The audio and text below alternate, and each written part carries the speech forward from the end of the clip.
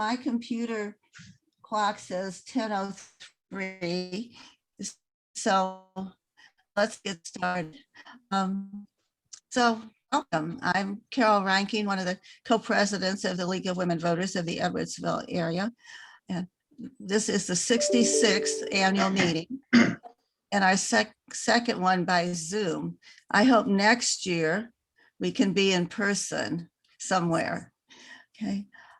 Looking at your agenda in the annual meeting booklet you received, it says approval of the minutes of the 2020 annual meeting. If there's no objection, I'd like to move that to our business section of the meeting. Is there any objection? Okay. And you probably saw when you checked in that the meeting is being recorded for viewing for our membership. Okay.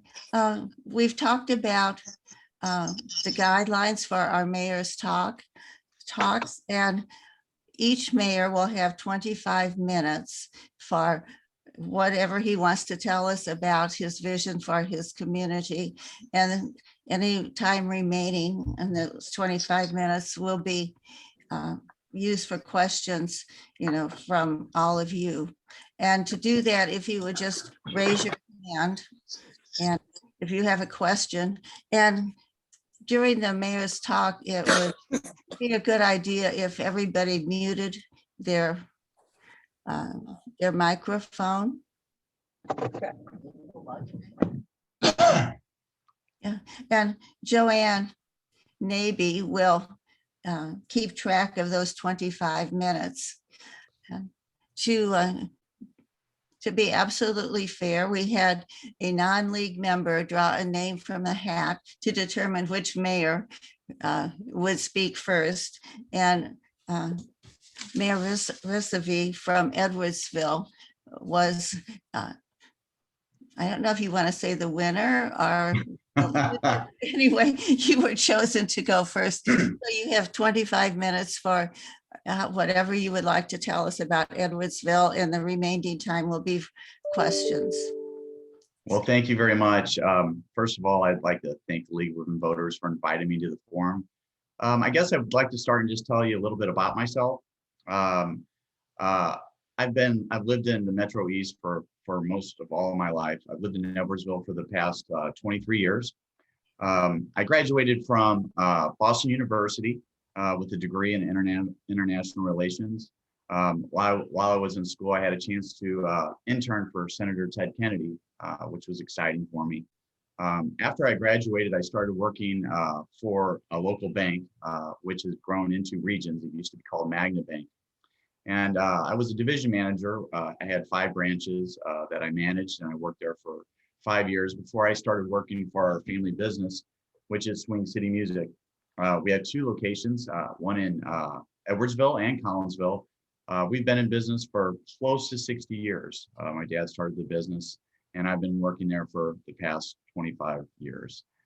We specialize in selling musical instruments of all types. We give music lessons. We have about 300 students. And we also specialize in audio and video installations for churches mainly, and school gyms. And we help cities with Zoom and video and things just like this. I became alderman 10 years ago. I was alderman. I was serving my 3rd term. And Mayor Patton decided that he was not going to run and encouraged me to do so. It's something that I've always wanted to do. I've always served in some capacity. Before being alderman, I was on the school board at Trinity Lutheran School. I was also a precinct committeeman for 8 years. Former president of the Kiwanis Club. I'm a member of the Chamber of Commerce. I'm also a Rotarian. So I've been active and involved pretty much for my entire life. As alderman, I served as the chairman of the Administrative and Community Services Committee. I also served as chairman of the Finance Committee, and I served on every other committee as well. I've been settling in as the new mayor of Edwardsville. We have a tremendous group of department heads and city employees. It's been a good transition. What I've learned really quickly, and I'm sure Bob would agree, that when when you think you know how things run, it's a little different when you take office. It's a different level of understanding of things at your city, and I'm very fortunate to have such a educated, solid, smart, attentive, caring group of employees who work at the city. As I've been settling in, when I decided to run for alderman, for mayor, I made a list of things that were important to me. And Mayor Patton before me had a lot of exciting things happen. Multiple parks, passive and active, a new public safety facility building that he put in. So we've grown a lot. We've almost tripled our parks, the footprint. So the things that I'm focusing on are not as exciting, but our water infrastructure is very old, and that's something that's going to have to be dealt with in the next 5 years, and we have to plan for that. A lot of what you do as mayor is a lot of long-term planning. You have to not only think about this year and next year, but you have to really plan for 10, 15, 20 years down the road when you're not even going to be here. So many meetings, all we talk about is the future and how to plan for it and to be prepared. So we talk about things about our upgrades to our water plants. We also have to plan for the future fire station, which is not that far away, which will be out towards the I-55 corridor area on Governor's Way, Governor's Parkway. We also have to look at planning growth, North Main Street. It's no secret that we were headed in a direction where North Main Street had the potentially to be fully developed very fast. We ran into many things that just halted everything.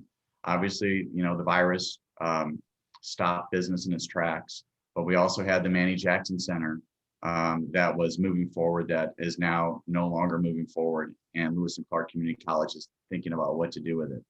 And we also had the unfortunate passing of a friend of mine, Randy Gorey, who had multiple projects that was in the works on the north end of town. And the former Rusty's restaurant was moving forward to be developed. So we had all of these things in line moving forward. And now it's almost like we're starting over. But we are going to start over. We're planning on developing that end of town. So it's consistent with the rest of Main Street to keep the feel of Main Street, which is extremely important to all of our aldermen. I can tell you the one thing that's most important to the aldermen is Main Street and keeping it the feel, the look to what people expect down there. And it's really important to our city. In addition to that, there's other areas that will be developed. The I-55 corridor, it's been discussed a lot. I think it started over 20 years ago planning it, and Glen was involved.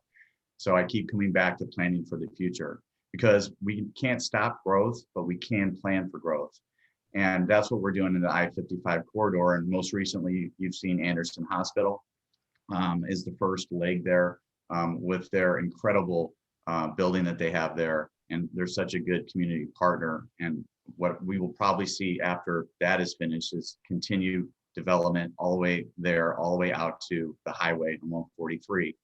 And it's going to be a mixture of residential and also commercial out towards the road, potential another hotel. All of that is long-term. It's nothing that's going to happen in the next few years, but it's something that we have to plan for.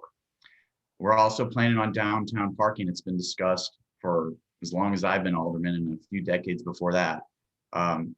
Parking has been an issue downtown for a long time, and then COVID hit.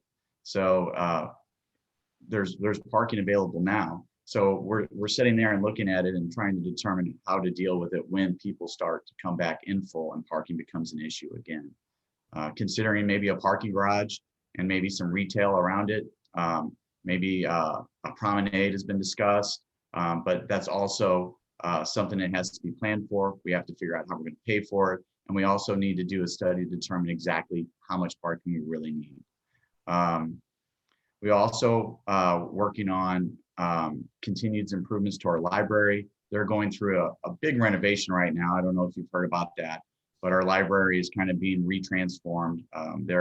Our director, our librarian, Jill Sharp, is in the midst of going through a complete redo of the library, which is going to be exciting. Also, our parks and recreation. I know that you've heard a lot about it, but we've added a lot of park space from Plummer Family Sports Park, which is very active with kids playing baseball, softball, soccer, and we also have pickleball, which is probably the thing that's really taken off the most. There's so many people playing pickleball, it's really taken me by surprise. And it's generally people who are a little bit more mature. So yeah, my friends are even playing pickleball. My son plays pickleball, and there's a whole group of seniors out there who are so extremely active playing pickleball. It really, really is probably the one thing that I take away from that park that's been really impressive. In addition to that, we've added a passive green space. Darta Woods, which is 73 acres. So if the environment's important to you, that's one thing that we've done, and that will be there forever. And that's passive. You know, it's not an active park. You're not going to see kids playing sports and running around there, but they can go there and see wildlife and see nature. And also Richards Woods was also added recently, another 35 acres of passive green space, which came to fruition with the Richard Briggs Company, a collaboration with them. So when I say our parks have grown, I think it went from 160 acres to over 320 in a short span. So what we have to do now is figure out how we're going to manage all of this space. We have an amazing parks director, Nate Tingley, and a staff that is truly committed. And that's one of the things that as we move forward in my term is making sure that we're taking care of the park space that we currently have. Because you can have a lot of park space, but you have to keep it up, and you have to go back and wrap around with the older parks, which is just as important to me. I go to LeClaire Park. I actually go to all the parks, and not just the new ones. I go to the older ones too, and I enjoy going to them. But we have to make sure that we have a consistent look from the oldest park to the newest park, and that's something that I know is super important to our parks director and also all the aldermen. You know. Those are just a few of the things we've talked about. We also have the rink, the ice rink, which is broken ground already, which is going to be extremely popular. It's going to be busy, probably from 6 a.m. to 10 p.m. every single day, completely booked. I'm not really into hockey, but I know that it's ice time is expensive, and it's people from all over are going to be coming to that ice rink. So what's important about that is it also gives back to our local restaurants, our local retail shops. If people are coming to Edwardsville to use that rink, and they're going to spend time in our community, they're going to help our business owners, and they're going to spend money. And we may even attract new residents. So that's considered a park too, and it's going to be very active. I really feel like anything that keeps our young people active is important, but we also have to be committed to passive green space too. And I think we've been consistent with both of those areas. In addition to that, I know environment, I heard talking about solar earlier. That's also important. The rink is actually retrofitted potentially for solar already. That was in the construction plans. And as we move forward, that might be a possibility, but it's fitted for solar now with the potential of adding that. We've also been committed to solar at the city park when we install their new restrooms. That is ran by solar too. We've also purchased recently a hybrid vehicle, and we also have 3 police hybrid vehicles too. And we've added bikes for our police officers, which is opposed to being in vehicles, which not only has your police involved with the community, because I think people really are less intimidated by a police officer on a bike than in a car. So not only does it help the environment, it also helps people interact with their local law enforcement. Law enforcement and fire is really important to me. Public safety, I think the one thing that you can do for your residents, the one most important thing is they need to feel safe and they need to feel protected. And I think the one thing you'll know about me and former mayors, which I had the chance to work under Mayor Niebuhr and Mayor Patton, is we've always been committed to our police and fire. It's expensive though. You have pensions that you have to deal with and fund. You have education ongoing. You have equipment and maintenance and fire trucks and police trucks and just so much that goes into it, but it's something that we'll always be committed to. In addition to that, we're getting ready to set up the Human Relations Commission, which kind of fell off their past administrations for no real reason other than they quit meeting. So when we get this new commission together, it's going to be impactful. It's going to be a diverse group of people, and they're going to help us with housing studies and working on diversity in our committees, which I'm committed to. I want to see more diverse committees. I want to see more people volunteering from all different backgrounds. And also we're going to work on our hiring. We want a more diverse workforce at the city. This isn't lip service. This is coming. It's super important to the aldermen. It's important to me. And those are things we're going to work on as well. We're looking at diversity training, which we planned for.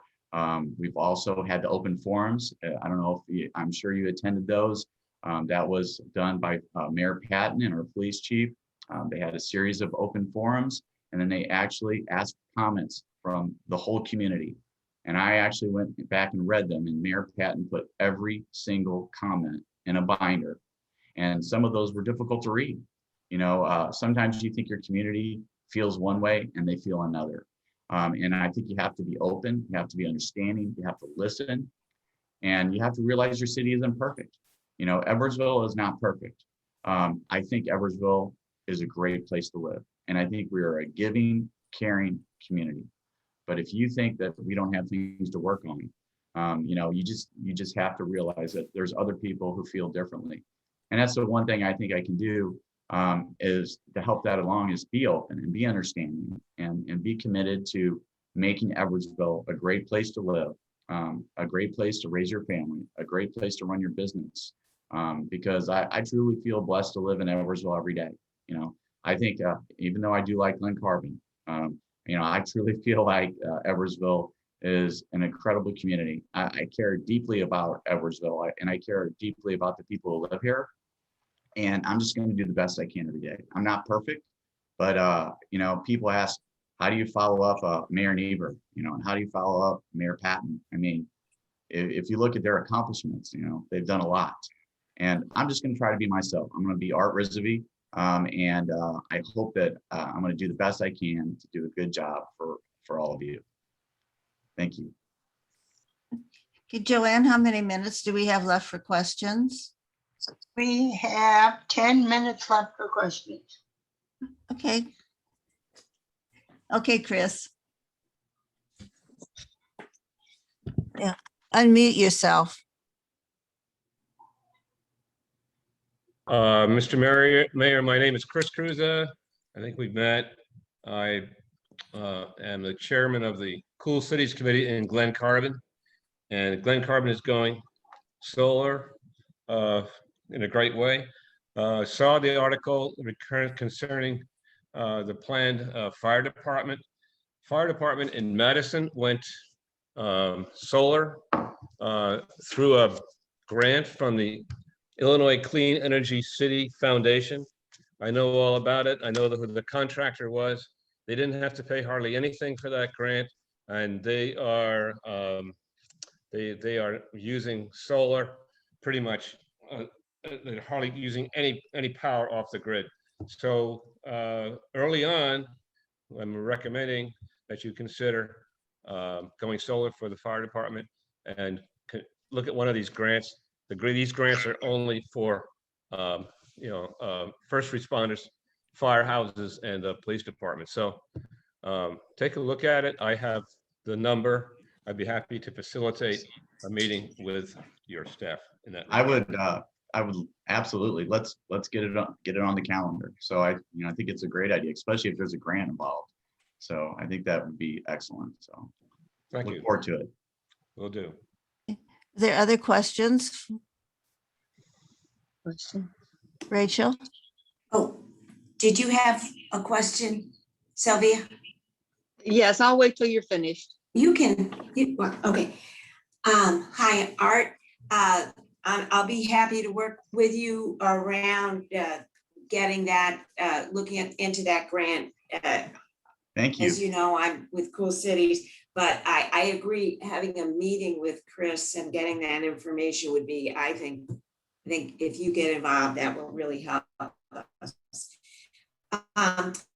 My question is slightly different, and I'm going to ask this to both mayors if I have a chance, which is, what do you see as the role of a city or a village government in placing limits or expectations on developers for the public good, such as environmental limits or expectations, rather than simply supporting and subsidizing the development? So restrictions are important, and we do have restrictions in place. So, when I mentioned earlier about long-term planning, that's when we went through and we're working on our zoning right now. Emily Foltz, who's our city planner, and she's very, very talented. She has spent the last 2 years revamping all of our restrictions, all of our zoning, and not necessarily to make it hard for people, but to make sure that it has the outcome that we hope for. So we look at like multifamily, or we look at residential, and we look at, let's just take, for example, two things. The I-55 corridor, that is going to be developed. I know that people sometimes think that things are moving too fast and growing too fast, but it's really about long-term development, because our communities, both Glen Carbon and Edwardsville, are going to grow. There's nothing you can do about it, but you can plan for it. So we put in restrictions for green space, active and passive, in all of our developments. And we hope that they actually supply it opposed to buying out of it, because you can buy out of the active green space. And I don't know, for those of you who don't know what buying out means, it means that they can pay a fee and we can put it into our parks department for green space. So, but we put things like that in there, those restrictions, to make sure that the developers are paying attention to green space, and putting in restrictions like that, which will have an outcome that is good for our community. And also, we plan for things like, on Main Street, we're working through all of our zoning there to make it a little less restrictive, because it is very difficult for people to develop on Main Street because it's so restricted. So we have contributing versus non-contributing buildings down there. And what that means is, contributing means they're historic. And those we want to take care of and make sure they're held to the tightest integrity of downtown. And then there's non-contributing, that maybe just happens to be a building downtown, and the restrictions are so tight they can't do anything because they're on Main Street. So we're working through making things more flexible, but putting in restrictions that have the outcome that we want, specifically with green space. Okay, Sylvia, you had a question? Yes, I'm concerned about affordable housing in Edwardsville. There's a lot of new building in Edwardsville, but so much of it is a higher price range. What can we do to encourage the maintenance of our moderate income, moderate cost housing? What can we do to encourage the development of more? That's my question. So what we're doing right now in terms of affordable housing, Emily Foltz, who's our city planner, she was given the task to completely review income levels in our community and comparing them to other communities. And she spent several months putting that together and presented at the WildE, and it was open to the public. And if you're interested in seeing that study, I could get it to you. And came up with affordable housing study on her own to kind of review and come up with what she feels are the issues in our city. And the one thing that what came out of it the most is, we're going to move from there and move. It was always supposed to go to the Human Relations Commission. That's one of their goals, is to review affordable housing. And when we have our first meeting, that's the first thing on their agenda. And their first meeting is supposed to happen. It could be August, just depending on how long it takes for me to get everyone in line. But that's the first thing on their agenda. So even though we did an internal study, the next step for affordable housing is to have a contracted study out and have somebody from the outside come in and review it. And once we review those things, because affordable housing can mean a lot of things to a lot of people. It could mean somebody takes a home that's in disrepair and improves it, and they get a grant from the city. It could be like a grant program. It could be apartment complexes that are subsidized, partially subsidized for people of lower incomes or a certain age, which we have several of those. Or it could be a development, like a resident development that fits certain parameters. So it's something that all the aldermen are aware of. It's something that we're moving forward with, and it will be the first thing discussed at the Human Relations Commission about moving forward, potentially with like an RFQ to hire a company to come in and do an official study so we can really understand what affordable housing means to Edwardsville. Okay, Brent, Thank you. did you have a question, Brent? Just real quick, piggybacking on what Chris brought up about solar, I just wanted to recommend that when you're looking at adding parking, that you add more charging stations, because since that's the way our US fleet seems to be trending towards electric automobiles. That's all I wanted to say. On that note, I met with Ameren the other day. They came in, one of our contacts there, and they were talking about adding charging stations too. That's one of the things they offer, and she brought that up. That was just a few days ago. So that's something that she mentioned that we could start looking at doing. So that's kind of on our radar. Okay. How are we doing on time, Joanne? We have 2 minutes and I have a question. Okay. Okay, Ken, there have been several comments about this mixed use zoning thing for the downtown area. Could you describe that a little bit better? Well, it's a mixture between retail and residential, and there's advantages to mixed use. It gives retail a built-in customer base. It allows people to walk, which is important for the environment. Mixed use allows people to walk to their services, their restaurants, their retail with no vehicle. And that's one of the big advantages of mixed use, is because you have a internal customer base who it's walkable. And it makes sense in certain areas in the city, not all areas, but like you wouldn't want mixed use in a neighborhood. But there's areas where mixed use is in certain places in town, which people really like. People want walkable places. They want to go someplace without their car. You know, they want to go down to a local coffee shop. So if mixed use can be retail on the bottom and people living on the top. And I heard a comment earlier about people concerned about expensive housing in Edwardsville, and what the trend is being, and I'm sure you see this around town, is these apartment style complexes are going up, and that's what the market is asking for right now. So our residential numbers are down, which our permits are down, new homes are down, but those complexes are up, and they are expensive. But that's what people are looking for right now. And mixed use is specifically what they're looking for. They want walkable, they want to be by the trails, they want to be able to go to a restaurant, and they want to be able to go to a shop. So that's really what mixed use is about. And there are big advantages for our community specifically. Okay, thank you. And I'm sorry your time is up. Already?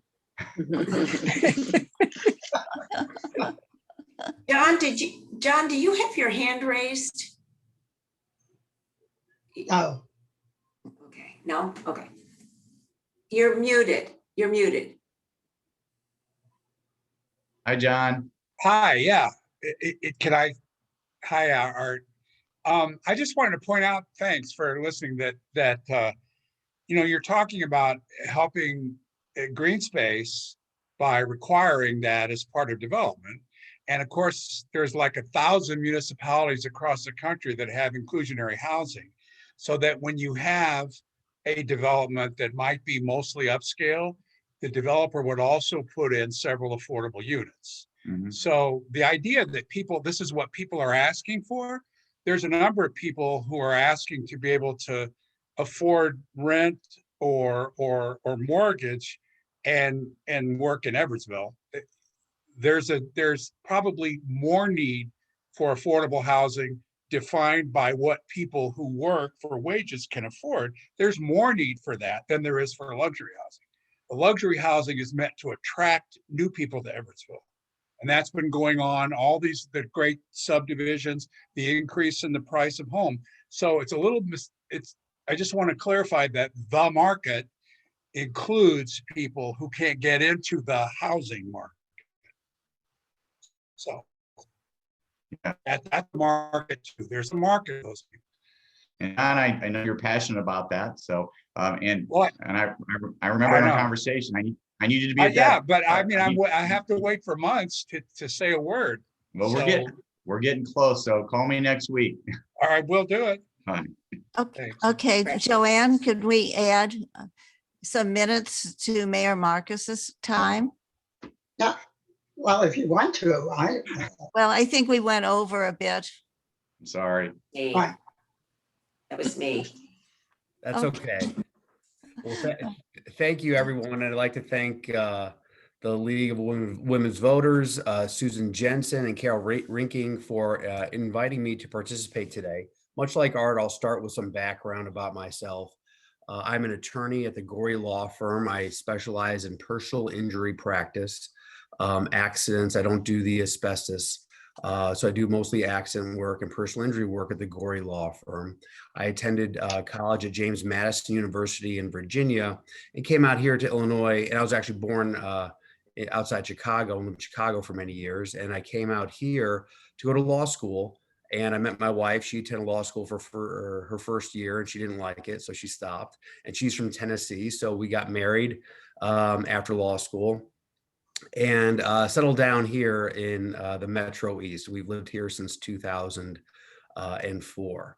I'm also special counsel for the Illinois Attorney Registration and Disciplinary Commission, which is the board of governors that oversees all attorneys. So when an attorney is in trouble, like in Chicago, for ethics issues, the ARDC, it's called, will refer that case down to me, and I will prosecute the case if it warrants it. I've served for Glen Carbon since 2015. I have been the head of the Public Services Committee and also served on the Finance Committee and also served on the Building and Development Committee. I'll just kind of tell you what I've done since I've been mayor and then kind of tell you where we're going. One of my first acts as mayor was to appoint Nikisha Amatola to the board. Our board was, when I became mayor, was all male. And so Nikisha brings diversity. She's our only female on the board, and she's our second African-American member on the board. And that's to ensure diversity amongst our village is important to me. And that was my very first step as mayor, and she's a great fit, and we're looking forward to serving with her. Also on personnel, we just hired Scott Slemmer as our new public works director. Scott is an engineer, which is something that we require for a public works position. And he actually designed and contributed to many of the projects in Glen Carbon because he has been an engineer with Juno and Associates, I think, for 17 years. So Scott will be another asset to our village and a brand new department head. He starts, I think, July 1. So we're very excited for Scott to come to the village. He lives in the village as well. So in October, we have our Glen Fest. We're changing that date to October 9th, so it does not conflict with Edwardsville High School homecoming. The Glen Fest is a fall event over at Minor Park where we have vendors, music, a couple things for the kids, much smaller than homecoming, but we're going to have a nice fireworks display this year, but it's still a very well attended and very popular event as the weather cools. So that will be October 9th. Just last week, we transitioned from Edwardsville Water to Illinois American Water, and that process took a very long time for a variety of issues, but we finally completed that transition in Glen Carbon last week. So water sourcing is very important to me and something that I'll be focused on in the next 4 years. A little background, we were with Edwardsville as a user of their water for a variety of reasons. We wanted to transition away from Edwardsville, and the transition started with Illinois American Water, and that's who we'll currently be with for the next 5 years. That contract ends in 5 years. What we have to decide in the next 5 years is to continue with Illinois American Water as an option.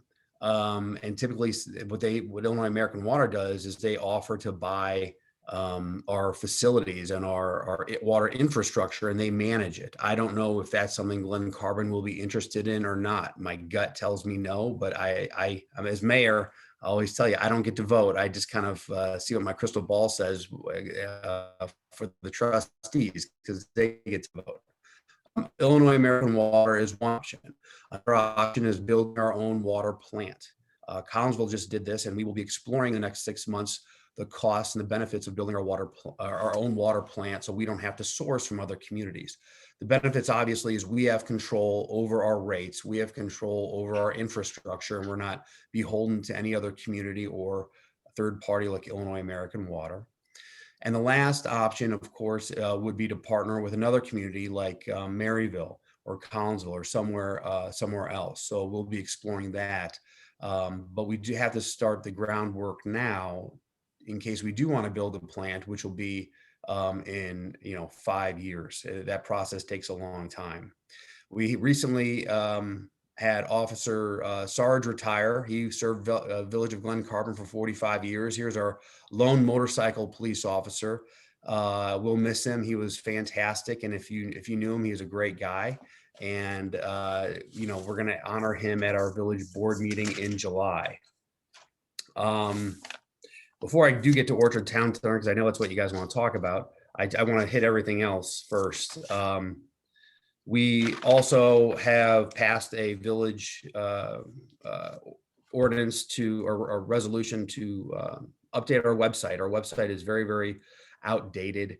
It's not very user friendly. So my goal, that design process will be over the next 6 months, and hopefully the website will be rolled out in maybe very early next year. So we want to make it user friendly. We want to have news and notices on the front page, and change the color scheme. But we really want our residents to be able to use the website, not just look at it. So if there's a permit, they could apply online. They could pay online. There's a lot of conveniences that are available online that our website does not offer.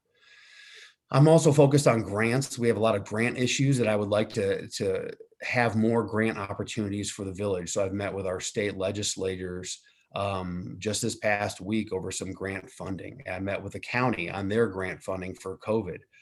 So I'm meeting all government officials that will help the village and the residents with grants. A lot of them will have to do with water and sewer, but there's some grants we could have for other capital projects as well. One of my focuses going forward, and is you talk about the building of the Edwardsville Fire Department, is we really need to update and upgrade our village hall. And I'll look forward to working with Chris on solar opportunities for Village Hall.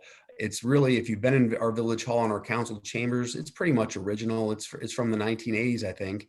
And we do stream our meetings, but our technology is not the best right now in Village Hall. And I want to make some responsible updates to Village Hall, which will also include some safety updates, so we can, operate and make sure our staff is safe in the building as well. I just had lunch with our police chief, Todd Link, this past week. He reported everything's going very, very well in the village. He didn't have any major reports to me. We're excited about the license plate reader cameras that have been up in the village, and we're adding more license plate reader cameras in other areas in the village.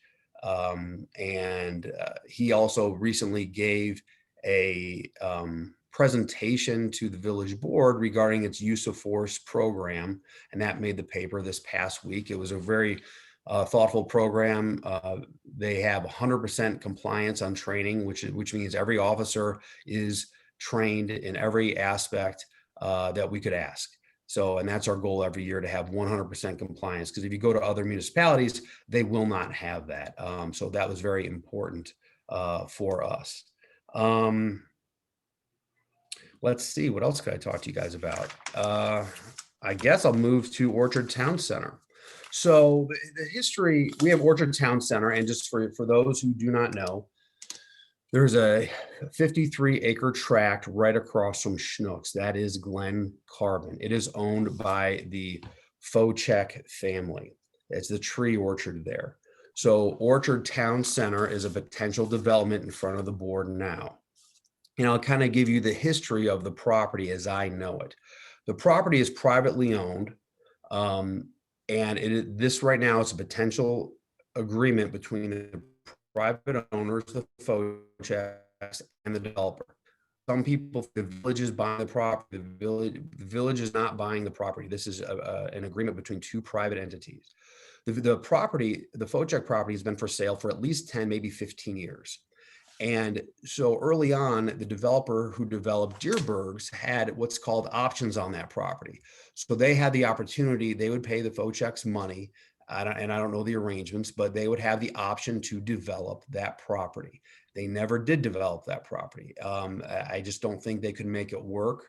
That's one option. The other option is I think they maybe just held an option on that property so other grocery stores would not come to town and use that property. So they did not develop the property. I would say we're 5 or 6 years when they had the options to do so.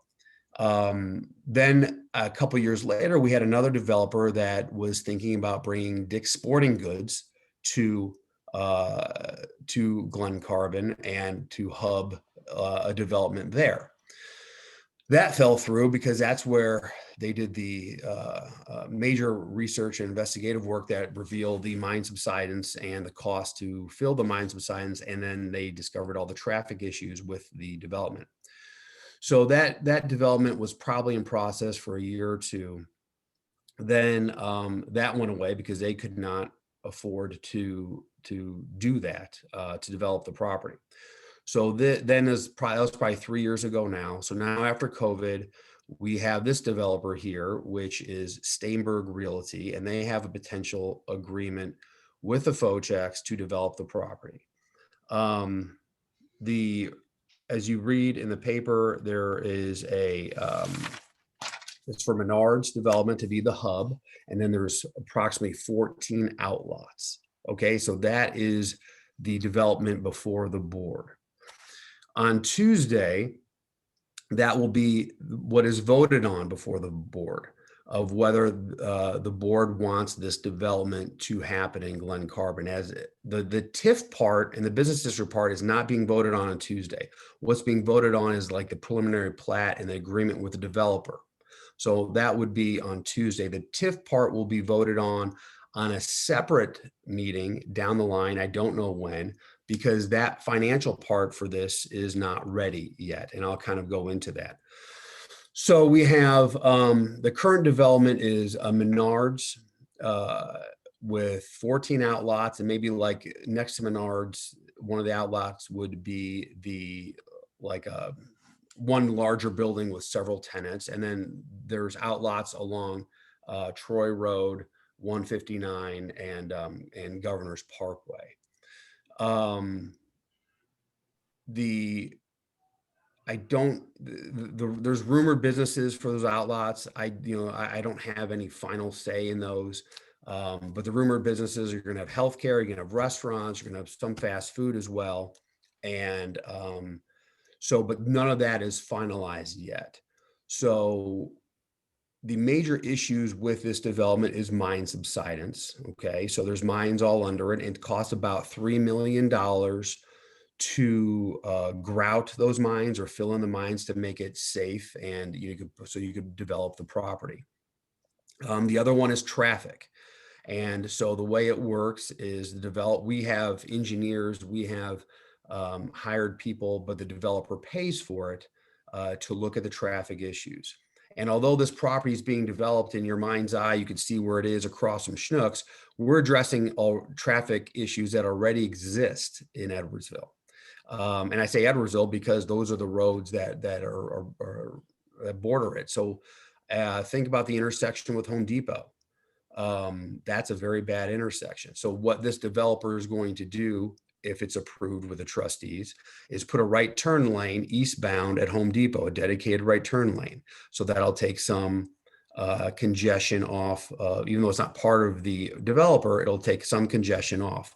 Another right turn lane, right where that mattress store is, kind of in front of Target. They have their own driveway now, but they're going to try and put a dedicated right turn lane because that'll be a different intersection. There'll be right turn lanes potentially south into the new development. And then other right turn lanes east on Governor's Parkway into the development. So it'll try and minimize the traffic. I asked our traffic engineer, I said, you know, if it's presented to the board, I want the best traffic plan possible. He says, there's nothing more they could do with the existing traffic except add a lane. And that is, you know, cost prohibitive. And it's a little complex because those aren't even our roads. Those roads are shared by Edwardsville, IDOT, and Madison County. So you have a lot of people looking at the traffic issues. So that is the development in a nutshell. I get emails about why don't I keep it green space? It's not my choice to keep it green space. I love green space. I would love to have it. But if you look at that area in the middle, yeah, it's all surrounded by commercial. The village has no say as to what developer chooses to develop it. If someone, and someone in this call, if they want to buy the land from the Focheks and keep it green space, they can absolutely do so. I would love to do it. The price tag is too high and no developer will pay. And just a little background on the price. So when Dick's Sporting Goods came, that land, I think, was like $16 million or $17 million potentially. And that's a ballpark, don't hold me to it. And this price tag for this developer is paying is about $10 million. So it's gone down at least 5 or 6 million from the previous potential contract. And the reason why that has gone down is because of the mine subsidence and traffic issues in developing. If I had my choice, and I told this in a public meeting to the developer when they first came, I like a development that has a lot of walking, park on the outside, walk through the middle if you're going to develop a commercial. And I gave an example like the plaza in Kansas City. And I don't know if some of you have been there, but it's a nice, you know, a lot of small shops. You walk around, you have things that are for the residents. It's not a park and shop and go back to your car. And he basically said, Mr. Mayor, I completely understand. He goes, but that's not the development that's before you. So, and you know, I understand that this is the development that the trustees will have to vote on. So we don't have, you know, the trustees will not be voting on a green space or another development. The question is, do they want this development for this parcel at this time? There are a couple things that I do believe. I do believe this will be developed. Just like Art said, we can't stop the development. We can only try and control it. I do believe this area will be commercial. This green space is, you know, people will say keep the green space and trees, but it's really surrounded by commercial. And it's just, you know, we already had, you know, what the village did years ago with Schoen Park, when we bought that to keep that green space, that was our move to protect green space. And I don't think it'd be wise for me to try and spend $10 million of taxpayers' money to try and buy this space. So it's not something where the village is interested in purchasing it. But I don't know what the trustees will do. My goal and my job, as I view it, is to put the best development in front of the trustees. And they vote for it, they do. And if they don't vote for it, they don't. And that's what they are elected to do. Chris Cruza, who is the head of our Cool Cities Committee, spoke to the developer about solar and about the use of charging stations for cars. And they took that to heart because I know they've already agreed since he spoke to add charging stations to the development, at least 2. And I don't know if trustees will ask for more or not. So the developer is listening to issues that everyone brings up. We will have covenants in this development restricting the typical restrictions, but we're not going to have any auto work there, no oil change places. I don't think they're going to do car washes. So they're going to restrict the development as, you know, as they see fit. This will be Menards, and the 14 outlets will be restaurants. We'll have some healthcare, and then any other small businesses. I know, you know, I've been contacted by other small businesses about potentially coming to this area. Let me go over my notes real quick. So let's talk about the TIF and business district. So that's not up for vote on Tuesday because we have not yet heard back from IDOT on their final recommendations for the street plan. So that will affect any TIF or business district issue. So once we hear back from IDOT, then the TIF will be brought before the board, and then they will decide whether that's something they would like to do or not. So a business district is for the 14 outlots, and that is a 1% sales tax. That is expected to generate $3 million. Okay, so people that go there and shop, and that's really common in any area where you go there and shop, you don't know, but you pay 1% more, and that is expected to generate $3 million for the development. The second part is the TIF, which is tax increment financing. That is includes Menards, and that is expected to have approximately $4 million in fees. So, and basically what that is property tax deferral. And people have come, and I've had both sides reach out to me in support of the development and against the development, in support of the TIF and fine with it, and then against the TIF. So the trustees do have a very difficult decision to make. You know, we don't have any TIFs. We retired our only TIF in Glen Carbon, which was Cottonwood Development, and is, you know, former Mayor Malashevsky, he's a trustee.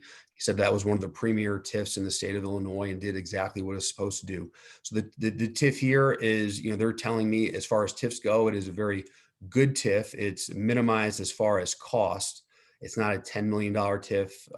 But again, there are arguments against TIFs, and there is no response to it. I generally am not in favor of corporate subsidies. I am not in favor of that. The reason why a TIF is being considered is because of the extraordinary costs in this particular property, which is what we talked about already, mine subsidence and the traffic. So, and then there's been concerns about what about the other taxing bodies? So right now, if it doesn't develop, the taxing bodies, like the school district, gets like $7,000 a year. Okay. If it is developed with a TIF, they're not out like money, because there is expected to be a surplus or an overage. So what that means is the taxing bodies will get a proportion of what it would be developed without a TIF. So I think the school board would say, and not the school board is not against it, and they're not in favor. They're the only taxing district that abstained from this. And it was just, I think, out of respect to the one school board member who is against it. The other taxing bodies, I think, voted four in favor, 0 against, and 1 abstaining. So if the property was developed without a TIF, the school board or the school district would get $700,000. Let's say, but in this scenario with the TIF and with the expected funds from the TIF district, our consultant gave an opinion that the school board would get approximately $500,000 per year instead of the 7. So the school board's not out a full $700,000. School district, I'm sorry, is not out the full $700,000 because there's a surplus on the TIF on what we expect. So in other words, when the way a TIF would work is the property, once fully developed, generates X amount of money.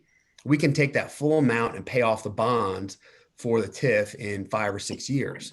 But instead of doing that, if it generates X amount of money, we pay off some of the bond, and then we distribute the rest of that money, or the bonds would distribute we would distribute the rest of that money to the other taxing districts. So that's really the setup right now for this potential development. I know there'll probably be questions on that, but I'll stop there as far as the development goes. The other things with the development that we've been focusing on are signage, drainage, those types of issues that is with every development. That's what we've been working on so far. You know, Orchard Town Center, we've probably had close to a dozen meetings on it, public meetings, public hearings. We've had meetings with the developer to try and put the best package together to see if the trustees will vote on it or not.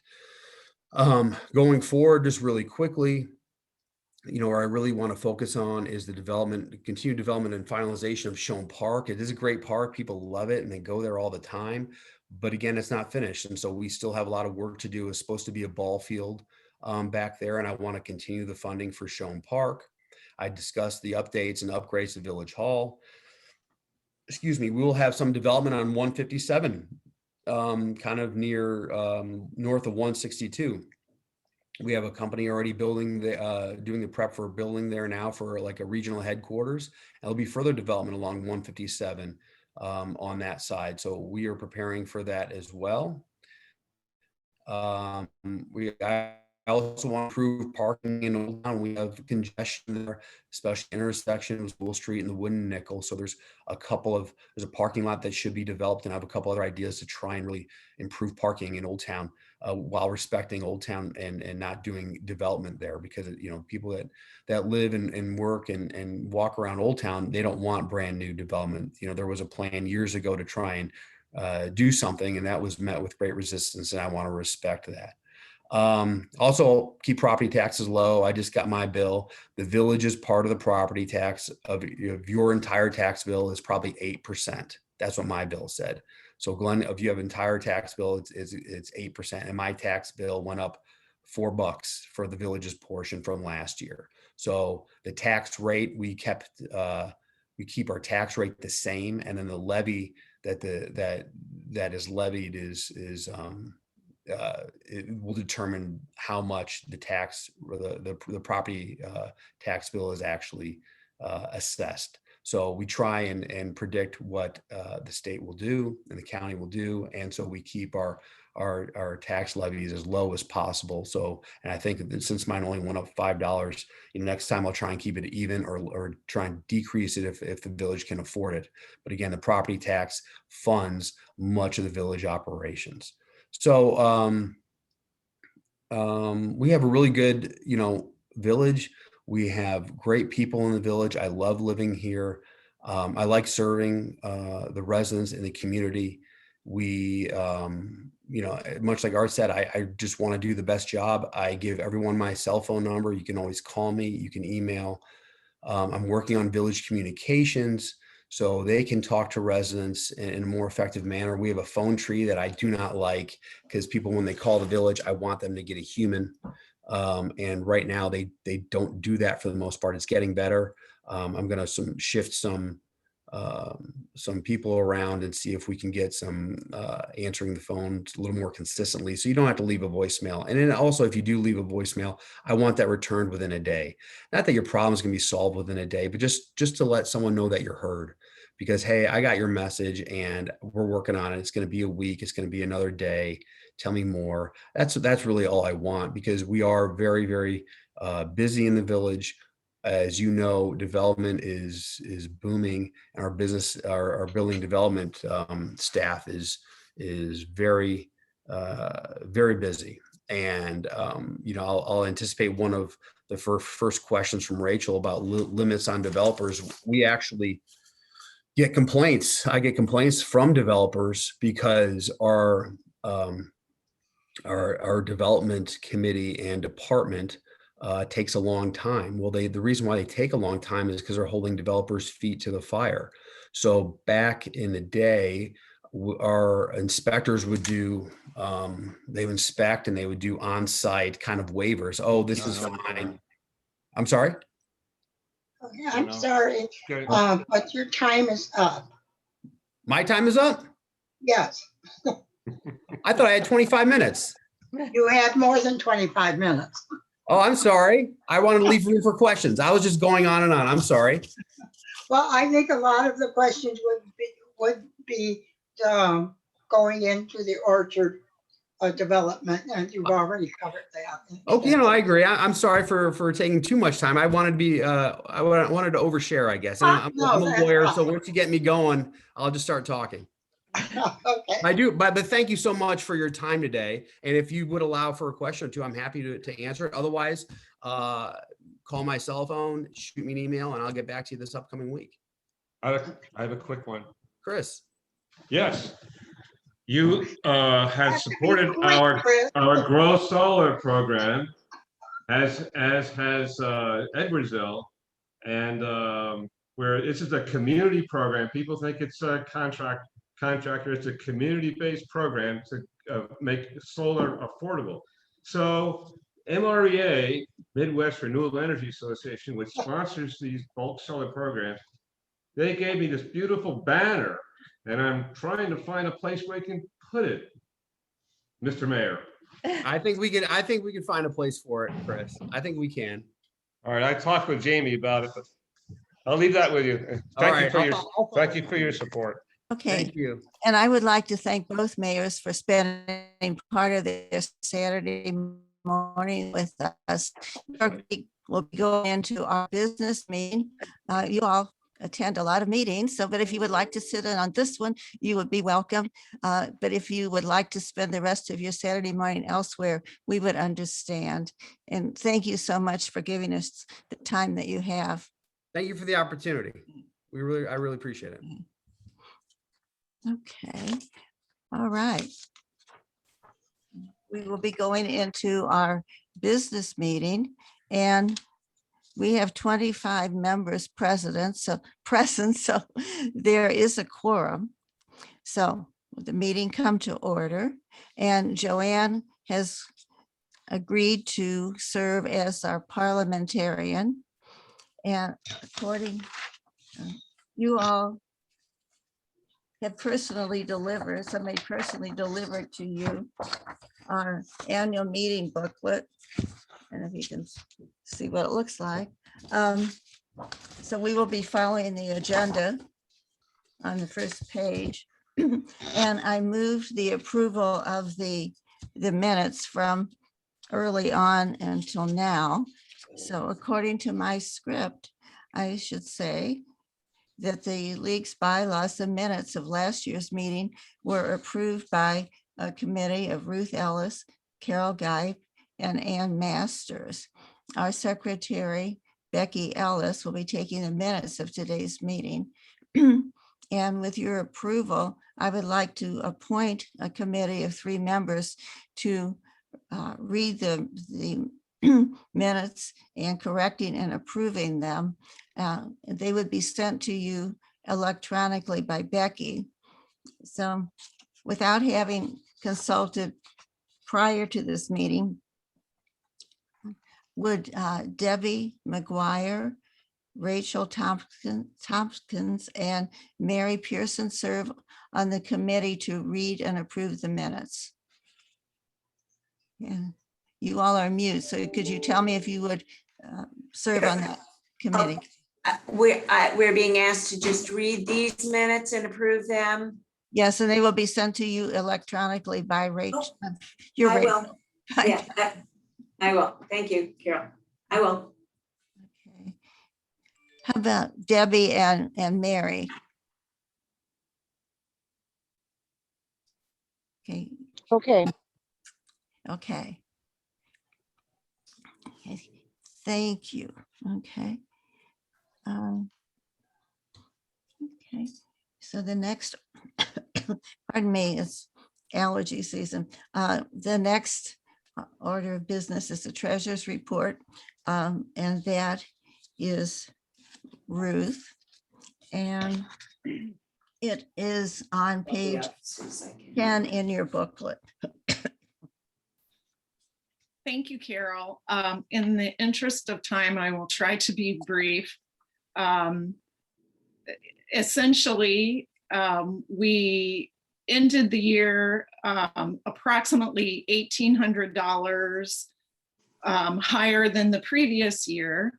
And that was primarily due to the finance drive, the centennial fundraiser that was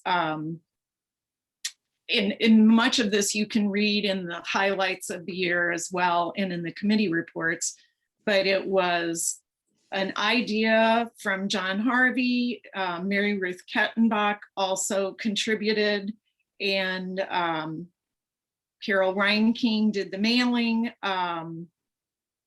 We mailed to members and friends of the organization, and it turns out people really do appreciate especially the voter service aspect of what we do. And we ended that fundraiser at about $1,900. So it was very successful. And especially considering, you know, that really we couldn't do an event type fundraiser, and we have not done an event fundraiser for a few years. So, and with fixed costs going up, overhead going up, that was a welcome infusion into the treasury. Also want to, in the meeting, thank Sylvia Frank, Carol Reinking, Carol Boken, Carol and Masters participated, helped out with the mailing and with the sending of thank you notes. And they did a wonderful job. And that really puts us in a much better financial position. I also want to thank Carol Guy for, I worked with her on the Christmas fundraiser, and that was strictly a money in and money out to her for the holiday project that we did with the Fairmont City Library. And she, and also Sylvia Frank, who was, who coordinated the sale of the masks and worked with her daughter, Karen Johnson, who's also a member and a friend of hers, to make that happen. And we did make a little bit of money on that. Some of our fixed costs did go up, the website, and that was another occasion for a thank you to Barb Scott for coordinating that. But that cost has increased, but it is a much better looking and more usable site. Our post office box went up. We had, we did not have, as you might guess, the expenses for room rentals this year, which is something, it has been more and more difficult in the community to find space that is either free or at a minimal cost to hold meetings. So that's something going forward that might be an increased cost. We also increased our membership by a net of 12. We lost 2 members and gained 14. So thanks due to Carol Goken for increasing our visibility through the car parade and the signs and the other activities, and also to Rachel Tompkins and the Voter Service Committee for the excellent job they did in putting on, both in the fall and the spring, the voter service activities, which obviously increase our visibility in the community. And also just a thank you to Becky Ellis, my wish she was my cousin, but she's not, for keeping me on track and helping out all the time with keeping me organized when I am clearly not. So with that, unless anyone has questions, there's more information in the budget, which we will cover next, but that essentially what you have in the book is the treasurer's report for the year. Yes, and the treasurer's report does not have to be approved by the members, but if anyone has more questions for Ruth, please say so now. I see no hands raised, so there's no further discussion. The secretary will file the treasurer's report with the minutes. And then the next item of business is the proposed budget, and that's on page 11. And I think Ramona was here and is here and served on your budget committee, Ruth? Yes. Yes. Ramona, would you like to present the budget? Oops, you're muted. Yeah, I didn't go pick up my stuff, so I don't have it in front of me. Oh. So, sorry.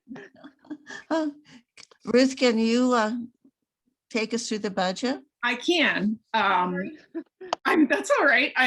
First of all, thanks to Ramona, who was our chair, and Susan Jensen, who served on the committee. We did increase the budget for publications, for voter service, and some of the fixed costs that I talked about earlier, the PO box and the We will need to renew our website domain. We have included a fundraiser. We'll see how that goes through the year. The only, and also we increased the budget for general meetings, thinking that when in-person meetings do happen again, that has been problematic. The kind of in the old days, some of the meeting space that was available to us is no longer. So even, a church basement for a meeting is usually at least $50. So we did increase the budget for that. So, and I do have to note, so we may need to do, I don't know, I'm sorry, parliamentarian, I don't know how this works, but we may have to do an amendment. I completely missed until, and I have proof this, I really have. I guess because I didn't think of it as a fundraiser, the sale of masks, that number of 665, there's not a line item under expenses for that. That should actually, the net that we made on that was actually $277.50. So we may want to amend that number to change that. I am very sorry. I just missed it, but that was the 665 was the gross amount, and we had expenses of $387.50. So I apologize. That was my mistake, and I did not catch it. So if anybody it's kind of a, as you know, your household budget is a plan, but when the roof leaks, the plan goes out the window. So it's a plan. And we have some things that we expect to happen. Sometimes the unexpected is good, like it was this year with the finance drive, and sometimes it's not.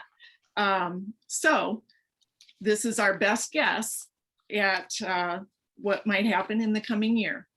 So unless anyone has any questions, I think I'm done with that amendment. Okay, Madam Parliamentarian, can we do this as an amendment? Yes, we can just amend the budget, correct? Okay, Ruth, would you like to move? I would so move that we accept the budget as amended with the change in the addition of expenses of $387.50 under fundraising expenses Okay. for the mask sales. Okay. Chris Miller, second. Is there other discussion on this amendment? Okay, those in favor, raise your hands. Yeah, looks like that motion carried. Okay, and let me switch back to my bit. Would somebody like to move the adoption of the proposed budget? I move we adopt the budgets, John Harvey. Okay, thank you, John. Is there a second?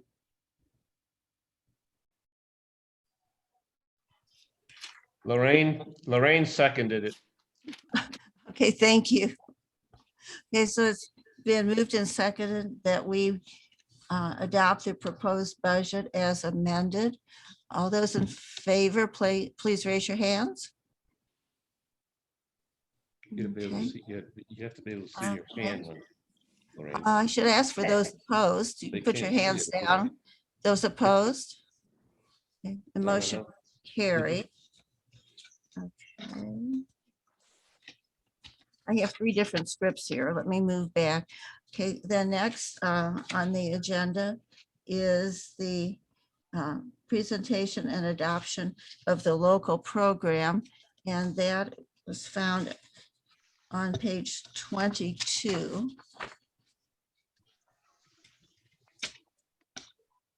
Okay.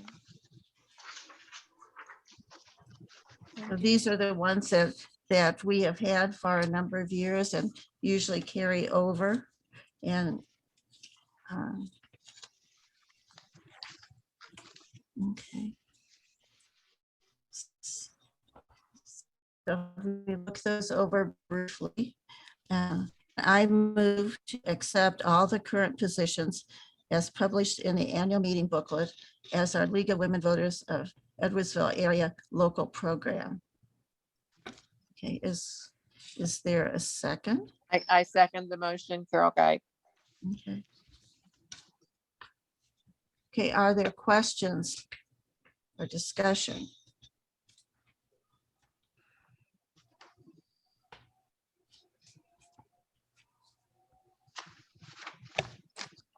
Okay, we've had these positions for a number of years, so maybe we don't need to discuss them at this point.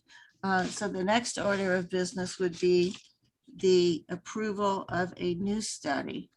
And I move that we approve the adoption of, Carol, we did not, you Oh. did not take a vote on the motion. thank you, Joanne. I'm moving us right along too quickly. Just call the vote. Yes, all those in favor of accepting the local program as published in the annual meeting booklet, again, raise your hands. Okay, Raise your hand so you can see it on the screen. There you go. those opposed? Okay, motion carried. Okay, the proposed new study is at the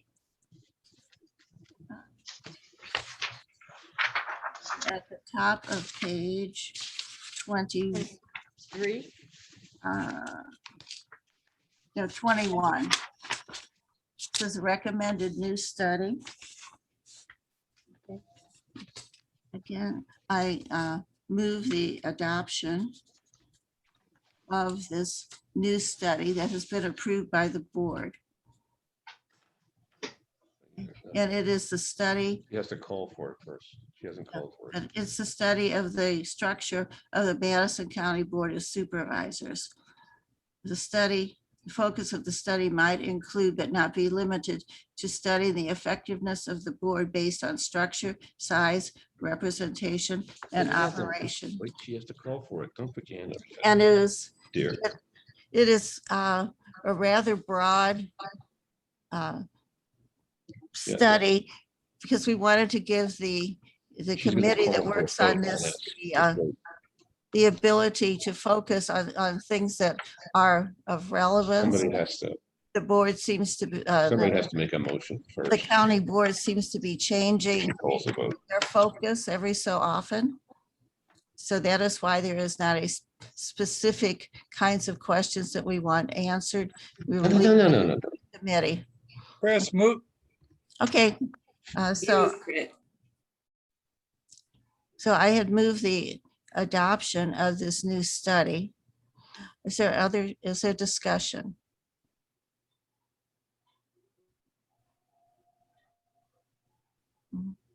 Yeah. We will need a second. I'll second it. um,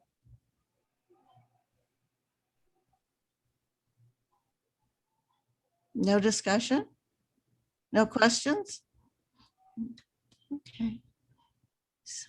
So are we ready to vote then to approve the adoption of the new recommended study about the county board? And again, hands up if you approve. Okay, are there people opposed? Seeing no hands, then the new recommended study is adopted. And then I would like to call your attention to the area right below the recommended new study on page 21. These are areas of focus that we would like to look at. Yeah. some of them, especially the affordable housing study, has been an area of focus for a while. So we don't need to vote on these. I just wanted to call your attention to them.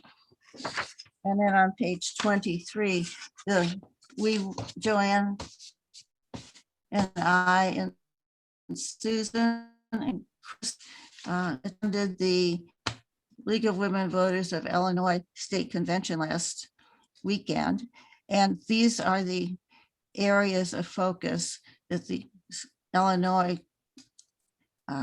League of Women Voters will be focusing on. And again, they're rather broad and not specific to allow each local league to develop the programs under them that seem relevant to us.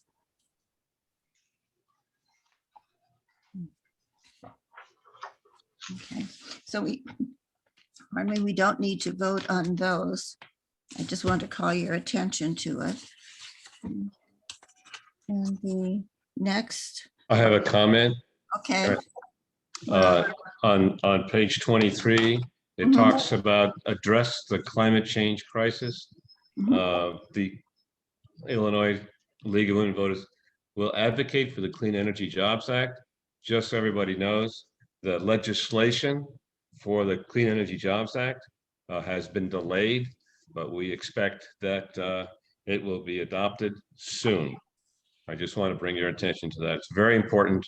The governor is supporting a compromised version of the Clean Energy Jobs Act that we've been promoting. So I just wanted to pass that on to you guys. Do we still need to keep on Katie and Rochelle? I mean, I've written emails. Should we keep at it? Yes, make Okay. sure they're supporting. We've been a little disappointed. We were hoping to get Katie Stewart to be a co-sponsor, but she's been cautious, very cautious. She is very. Is Rochelle, she's aware of representing both sides of the aisle, and she really is careful. About Rochelle, is she co-sponsor? Rochelle Crow? No, thank you. Sorry to interrupt. The state league is following this very carefully.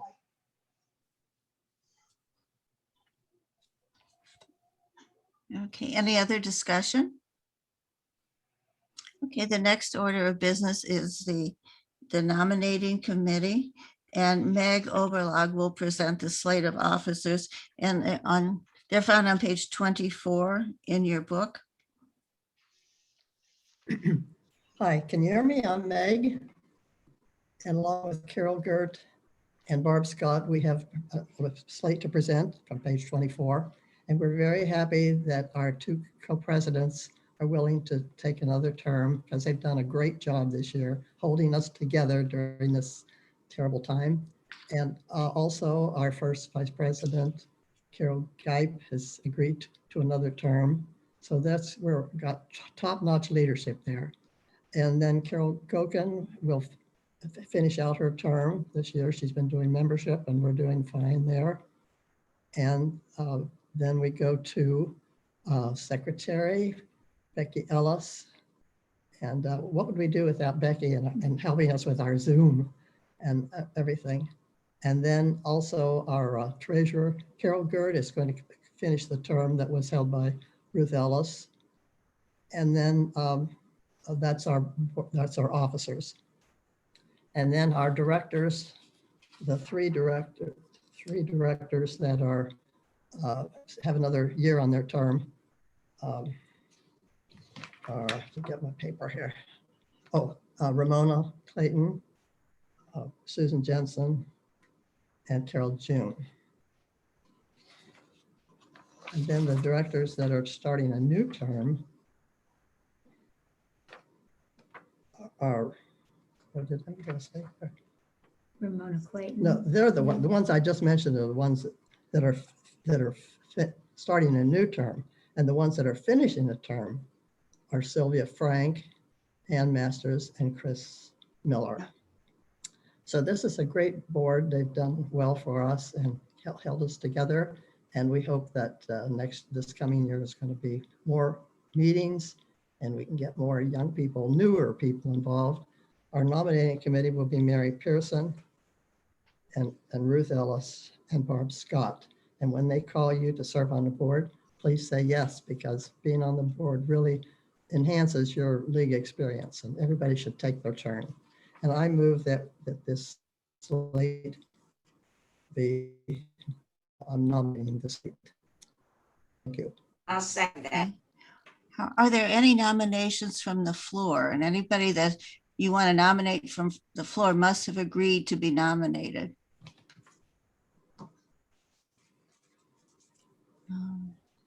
Okay, hearing no nominations, we were ready to vote on the motion. Okay, so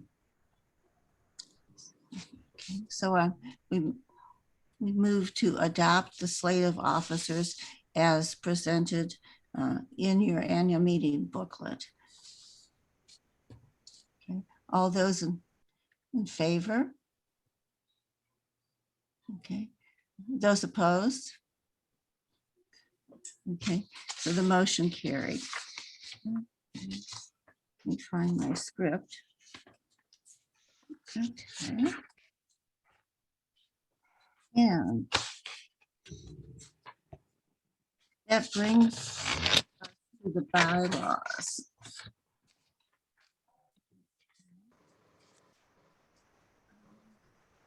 Now, these are proposed changes in the bylaws.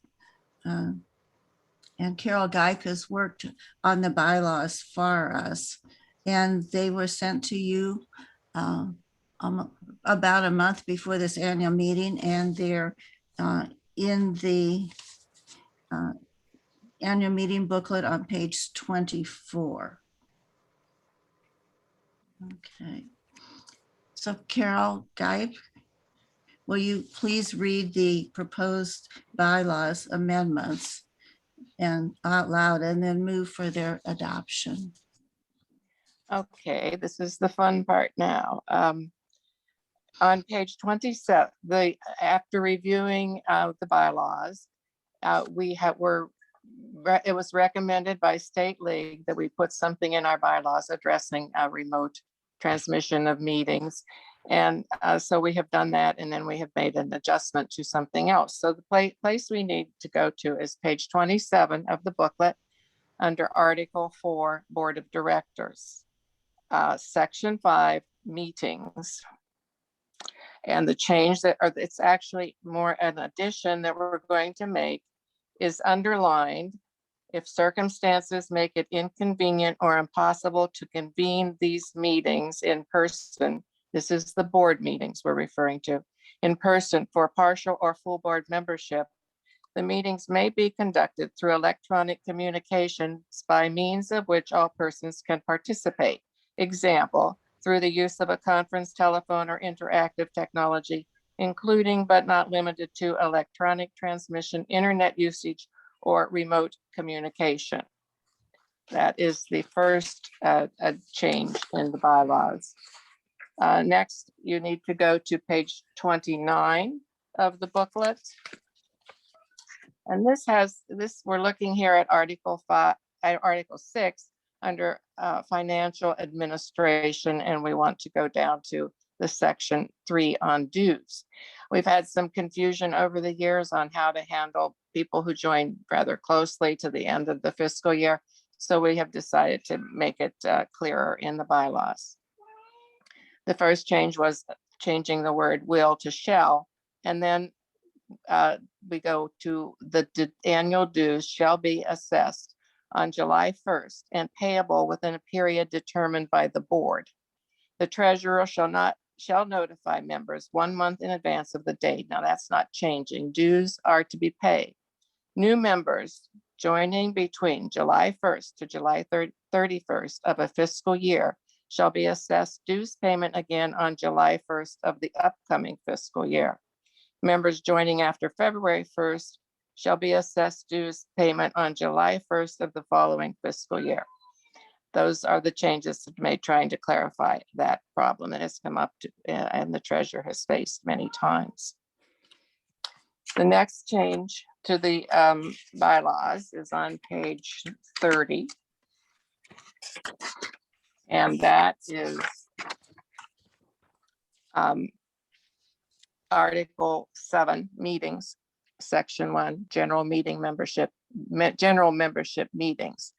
And that's the change here is basically the same as the one for the board. If circumstances make it inconvenient or impossible to convene these meetings in person for partial or full membership, the meetings may be conducted through electronic communication by means of which all persons can participate. Example, through the use of a conference telephone or interactive technology, including but not limited to electronic transmission, internet usage, or remote communication. I move that we approve these adjustments and changes to the bylaws. Is there a second? Chris Miller, second. Thank you, Chris. Is there discussion or questions for Carol?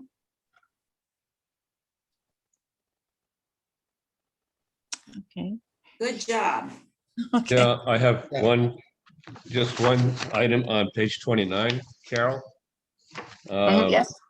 Yeah, where it says in the third paragraph under dues, you have underlined any changes in dues, you underline shall.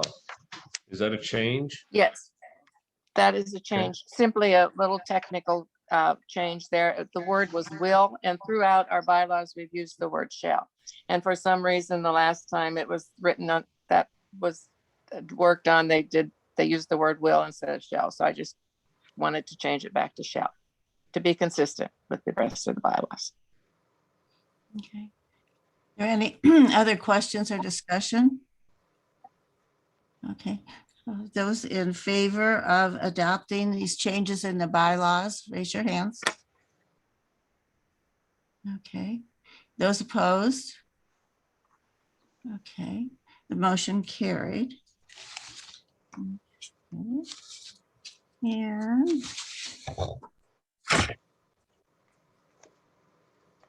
that brings us to awards and recognition.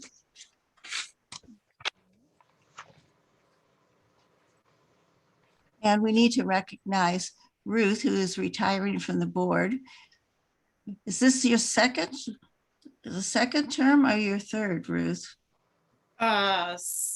Well, I mean, as treasurer, yes, the second time around, I did it about 15 years ago.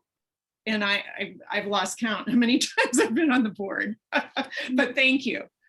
I appreciate it. And I'll share you, those are my lovely flowers that I received. So thank you so much. So you can put them through the screen.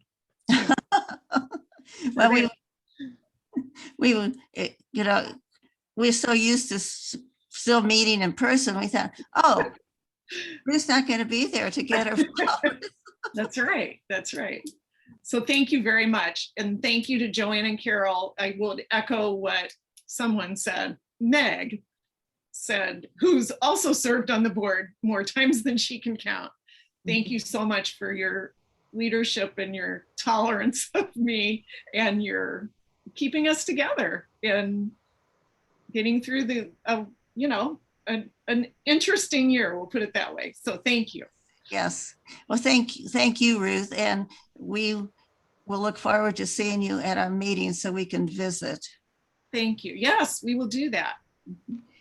And then we have anniversaries.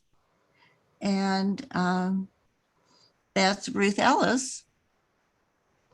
I believe Ruth Ellis has been on the board. Ruth Ellis for 35 years. Jean Brunworth for 25 and Carol Geit for 45. So thank you. Woohoo! Okay. Woohoo. Then we have we've called recognitions. Oops.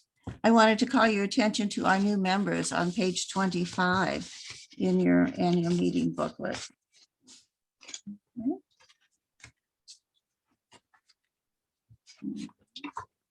So many in here.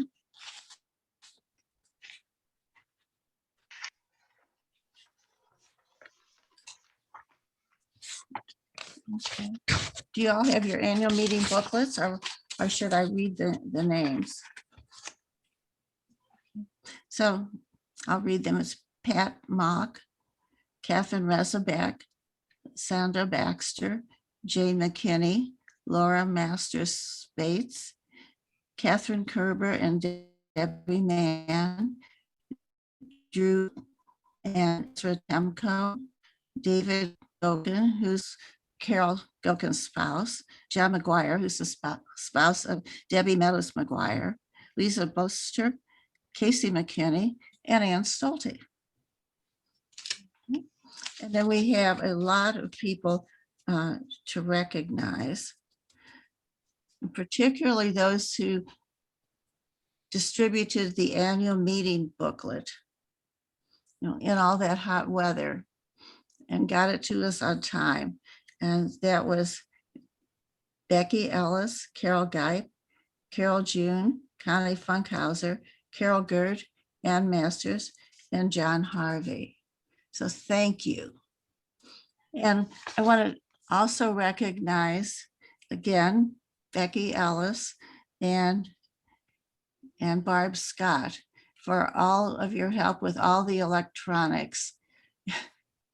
Joanne and I would not be able to function if you all weren't supporting us and taking care of all that internet stuff that we Thank you. really Thank you for. understand. I don't mean to interrupt. I'm just saying amen. With those voter services conferences could have never happened without those two. Okay. Now, we do have some announcements. Those of you who have bills that need to be presented to the treasurer, you need to send them to Ruth as soon as possible. Joanne, you had an announcement about the History Museum. Yes, the History Museum has received a grant from the Traveling Smithsonian Institution exhibit called Voices and Votes, and that will be here from July 19th to August the 20th, and they have asked us to participate with them. We're going to give them our posters that we had purchased for the 100th anniversary, and they're asking us if we would like to be docents. And people at the board meeting indicated they would like us to participate with that. So here's the crucial information. You have to register to go through a training session, and that is only on Thursday, July the 15th. You can go to the morning session, 9 to 12, or the afternoon for 1 to 4. So you have to register for that and call the archival library for that. And then at that time, you will be asked, excuse me, how many hours you would like to be docent. You can do it as few as 1 hour a whole month, or as many as you want. We will also have an opportunity to put some literature out and our membership brochures. So if you're interested in this project, please sign up. We didn't have all the information earlier to put out in the June bulletin, and it's going to be kind of late to put it into July for people to plan ahead. So the crucial date is Thursday, July the 15th to sign up to be a docent for this. Okay. Although it is late. Any further questions, just call or email me. Thank you. Although it is late, Joanne, are you going to put that in the bulletin? Oh, sure, but I wanted to warn people ahead of time so they could make plans for July the 15th. You can send out a special announcement too. Okay, Becky. Go ahead. We'll do that. I'll send out a special announcement on this so that Oh, people have the phone number and information where to sign up. All right, thank you. That's Becky. You go. That's great. Yes. Well, that leads right into the next announcement that Barb Scott would like to organize a social media committee to help Barb and Becky you know, with all of this electronic things we've been doing, and when she needs members. Okay. And we will put that in. We're kind of looking, I'm kind of looking to see if we can expand into Instagram and Twitter or whatever else is out there. I don't even, I guess I might even have an account for those things, but I've never been logged into them. We do Facebook, we have the website. The state league mentioned, you know, to take advantage of all of those particular avenues. So we do need help for people to work on that. So all computer geeks call Barb. Okay. The next announcement is the interest questionnaires are in process of being developed, and they will be sent to you electronically, asking about your interests, your skills. Please fill them out. You know, when you receive them, it'll give us an idea of who's interested in what programs. Okay. And then we want to call your attention to the voting that's going to be going on in our federal legislature for the Voting Rights Acts. I think the votes are coming up perhaps in the next week. Our senators are supporting, I think it's called For the People. So, but they might appreciate just a little email thanking them for their support for this bill. Okay. And then my last announcement is our August meeting will be August 14th, and we're going to do an in-person meeting unless COVID does something unexpectedly. We will be having the meeting outdoors at Township Park at Pavilion 4, which is handicapped accessible. We have not yet developed the details of the meeting, so you will be, you know, getting those announcements, you know, in the near future. That's all of my announcements. Does anybody else have announcements? I wanted to stop to acknowledge that we just, Carol Geip, we kind of went over that quickly, 45 years. It's pretty impressive. And she's still extremely, extremely helpful all the time. I know that's no big deal in this group because many of you have all those numbers behind you, but I'm impressed. Thank you, Rachel. Thanks. If there are no, I have an announcement too, but Chris has one. I'll wait for somebody else. I don't want to hog the time. can I guess what it's about? Go ahead. Go Solar- ahead. Solar energy. Well, Grow Solar, everybody. We're promoting the Grow Solar program, but that's not my announcement. It's on July 13th at 6 p.m. You can join our Sierra Club speaker series. It'll be in the Edwardsville Intelligencer too, but it will feature John Woodall, young graduate of SIUE, who did a documentary film interviewing several characters, I mean that nicely, whom many of you know, concerning the Wood River State. The movie is called Wood River Station, and John is going to take questions about it. It's the history and how the Wood River power plant in Alton, in West Alton actually, was demolished. The demolition took place. So it should be a really good program. We're looking forward to having as many people as possible. You just go to Sierra Club Piasa Palisades group and go to events, and you can register. It's not hot yet, but it will be probably by the end of next week. Thank you. Okay, is that an in-person meeting or a Zoom meeting? That is a Zoom meeting. That's why you need to go to the Piasa Palisades group Sierra Club website. Just Google that. Go to events. The calendar comes up, and you'll see July 13th is Very briefly, it says Wood River Station, I believe. You click on that and you register. It's very simple. And hopefully you guys are all welcome. I don't have anything else except to promote the Grow Solar program, which the virtual power hours on more Zoom meetings will be running through August. And we've been had in Edwardsville and Poindexter, and of course we have a Facebook page too for that. So Okay, so any other announcements? Okay. Then if there's no objection, yeah, I will adjourn the 66th annual meeting of the League of Women Voters of the Edwardsville area. Any objections? Yay. Lorraine would like to say something real quickly. No, I just want to thank, Joanne. Joanne, and I want to Carol. thank Carol. Have a nice day today. Thank you, Lorraine. Thanks, everybody. Bye. Bye. Bye. Bye. Bye, bye.